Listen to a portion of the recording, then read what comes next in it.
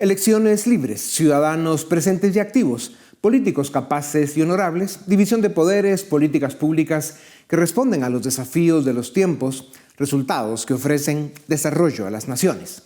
Esta es la ecuación que quisiéramos ver con más frecuencia en América Latina. Se llama democracia liberal. No es perfecta, necesita trabajo y mucho, pero las demás opciones son un desastre comprobado. Para revisar la temperatura cívica de América Latina y para hablar del resultado de las recientes elecciones en Chile, tengo el gusto de presentarles a Vanessa Kaiser, analista política, periodista, columnista y además política chilena, con doctorados en filosofía y ciencia política. Fue directora ejecutiva del Centro de Estudios Libertarios, es columnista, escritora y tiene un canal en YouTube. Doctora Kaiser, bienvenida a Razón de Estado. El 7 de mayo, Chile celebró elecciones para el Consejo Constitucional que redactará la nueva Constitución. La derecha y el centro derecha obtuvieron 34 de los 51 escaños. Esto es el 67%. Los partidos de la coalición de izquierda vinculados al presidente Boric quedaron en notable minoría con 16 escaños. Ahora bien, esto no es casualidad o accidente. Hace unos meses, la izquierda y la izquierda extrema chilenas redactaron y propusieron una constitución que habría llevado a Chile de regreso a la pobreza y a las cavernas. El pueblo chileno la rechazó y por eso fueron el 7 de mayo a elecciones para elegir a un nuevo Consejo Constituyente. ¿Va a ser capaz la derecha chilena de redactar y proponer una constitución que sea aceptable para la mayoría de los chilenos? La derecha, que está compuesta, como tú sabes, por una derecha que ya no es derecha, que se ha vendido al globalismo internacional y a la Agenda 2030, etcétera. Pero la otra derecha, la que efectivamente sacó una mayoría que le permite vetar, no va a poder, no porque no tenga las capacidades, porque hay gente muy capaz, con principios sólidos y claramente podrían haber redactado una muy buena constitución. Lo que pasa es que el asunto es mucho más complejo.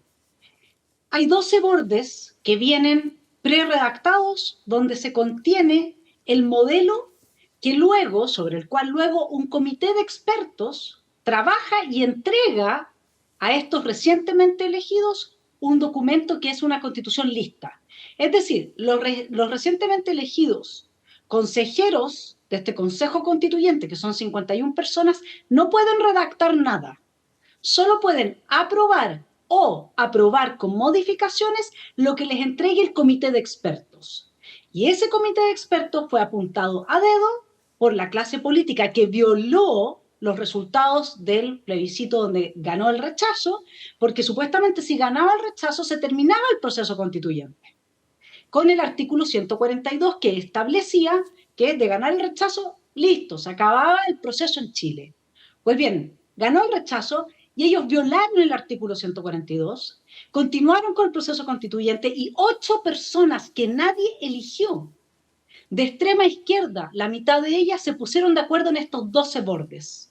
Sobre la base de esos 12 bordes que aseguran lo que el líder de extrema izquierda, el líder del Partido Comunista dice es una constitución habilitante, es decir, los habilita a ellos para instalar luego, es lo mismo que pasó en Venezuela más o menos, para instalar luego su constitución. Ese es el punto. Y hoy día no ha retrocedido nada a eso. Ahora bien, Vanessa, es cierto que la dinámica democrática es eso, ¿no? Esos juegos a veces impresentables y luego pues la necesidad de mucho debate, pero el pueblo chileno dio un mandato contundente cuando rechazó la propuesta de esa izquierda rancia, primitiva y que no habría llevado a Chile más que al fracaso y al desastre.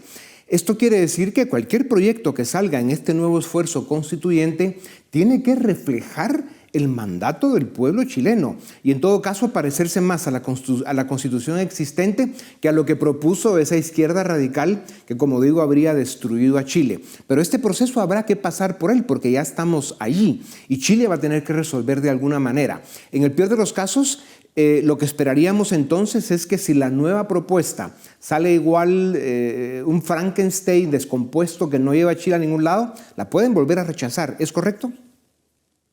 Le podemos volver a rechazar y no hay ningún artículo que cierre el proceso, es decir, abriríamos un tercer proceso, así como están las cosas hoy día. Bueno. Los consejeros recién elegidos no pueden redactar nada, no pueden proponer nada nuevo. Y Bueno, te digo más. ¿Recuerdas tú que el pueblo colombiano rechazó en ese plebiscito estos acuerdos por la paz, etcétera? ¿Recuerdas tú que Francia rechazó ser miembro de la Unión Europea? Pues bien, en la postdemocracia parece que el voto de la ciudadanía no es respetado por las élites ya, políticas. pues los que estamos más al norte de Chile esperamos de verdad que el pueblo chileno nos dé algunas clases como las que ya nos dio en los últimos 30 años. Necesitamos un Chile fuerte. Ahora bien, el gobierno de Boric y de la izquierda trazada y regresiva perdieron el plebiscito en septiembre del 22 y ahora en mayo del 23 perdieron con contundencia las elecciones de consejeros constitucionales, con una aprobación del 28% según la última encuesta de CADEM y cayendo aún más. ¿Qué le espera al gobierno de Boric? El gobierno de Boric no perdió en la práctica, más que ganó porque logró destruir a la centroizquierda, la que desapareció del mapa en las últimas elecciones de consejeros, en la centroizquierda que ya prácticamente no existe. Con eso lo que ellos lograron es que solamente su opción de extrema izquierda hoy día está siendo validada por un tercio de la ciudadanía, por un 30%. Pero además logró incorporar a la única oposición que tenía a todo este proceso ilegítimo que se desarrolla el 4 de septiembre en adelante al proceso. Es decir, republicanos, que era el partido que iba en contra de todo este proceso por su ilegitimidad, como salió victorioso, en realidad es un zapato chino, porque tiene que ser parte de un proceso que es ilegítimo. Ya. Por lo tanto, lo que logró el gobierno, y por eso es que no hizo ninguna campaña con estas elecciones, fue incorporar a su propio proyecto a la oposición más dura que tenía. Doctora Kaiser, continuando con nuestra conversación, la historia nos confirma la facilidad y la frecuencia con que los pueblos nos equivocamos cuando elegimos a nuestros gobernantes. Está bien, se vale. Es importante que aprendamos a elegir mejor, pero es más importante que cada 4 años o cuando termine el periodo de los presidentes tengamos la libertad para cambiarlos en elecciones transparentes y con riguroso respeto a la norma democrática. ¿Qué debe suceder para que la oportunidad que tuvieron los chilenos, a pesar de los problemas que tienen, que son duros, que son bravos, pero que habrá que resolverlos, que también tenga el resto de América Latina, especialmente pueblos como el de Cuba, Nicaragua, Venezuela y otros, donde, digamos, es urgente el que se rescate el proceso democrático, ya que han retorcido y degradado la democracia al extremo de que queda poco de ella? Lo que pasa es que el proceso que está viviendo Chile es representativo y más tardío respecto de otros países. Cuando tú tienes una democracia donde parte de los actores que están en el tablero democrático no están dispuestos a respetar las reglas, usan la violencia, no están dispuestos a que exista una alternancia en el poder que sea pacífica, entonces tú nunca vas a tener una democracia sólida como existe en otros países. Tú tienes que prohibir la existencia de actores que promueven la violencia para obtener el poder.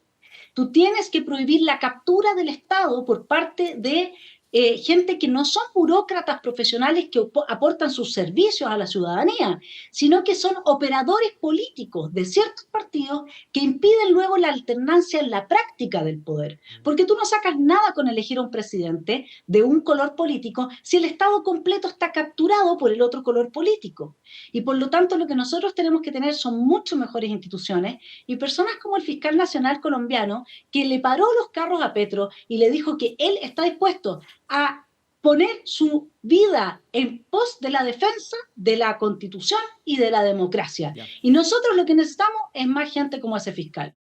Vanessa, aparte de la juventud e inexperiencia del presidente Boric, a pesar de que nunca trabajó y de que no entiende el proceso económico, se le puede reconocer que se distanció del narcodictador de Caracas y es crítico con el tirano de Managua, más que otros presidentes de izquierda que se dicen demócratas. ¿Son sinceras la distancia y la crítica con estos oscuros personajes? ¿Cómo ves los vínculos de Boric con el Grupo de Puebla, el Foro de Sao Paulo y la agenda chino-rusa para América Latina? Pero si tú has visto que el proyecto de constitución rechazado era en un 80% un copy-paste de la constitución boliviana, es decir, Boric ha reconocido que uno de los intelectuales más importantes para él es García Linera. Eso es bolivarianismo puro y duro. Que él luego diga, no, mira, ya a mí estos me caen mal o estos otros mejor que no. Entonces, si eso fuese así, él no seguiría comprometido con la agenda que los chilenos rechazamos el 4 de septiembre con un 62% de rechazo al proyecto de ese gobierno. Pero él dijo, esta semana que las coyunturas políticas, como las elecciones recién pasadas, donde efectivamente ellos no logran un gran número de candidatos electos, a pesar de que sí, les ha ido bastante bien a pesar del descalabro, él dice que ellos no van a cambiar su programa de gobierno, ellos no van a cambiar su agenda, y su agenda es bolivariana. Por lo tanto, el resto es, como decimos en Chile, fuegos artificiales que tratan de confundir a la población. Vanessa, la política no debiera ser un campo de batalla de contrapuestos ideológicos e intereses personales, sino el debate por la búsqueda de las mejores prácticas para resolver los problemas y crear el marco propicio para que los pueblos avancen, prosperen y alcancen bienestar. ¿Por qué los ciudadanos deben comprender la dinámica política que necesita el desarrollo? Y dinos muy brevemente, ¿cuáles son las reglas y condiciones indispensables para el proceso económico? O sea, yo creo que lo fundamental en el crecimiento económico es que países como los nuestros tengan instituciones sólidas.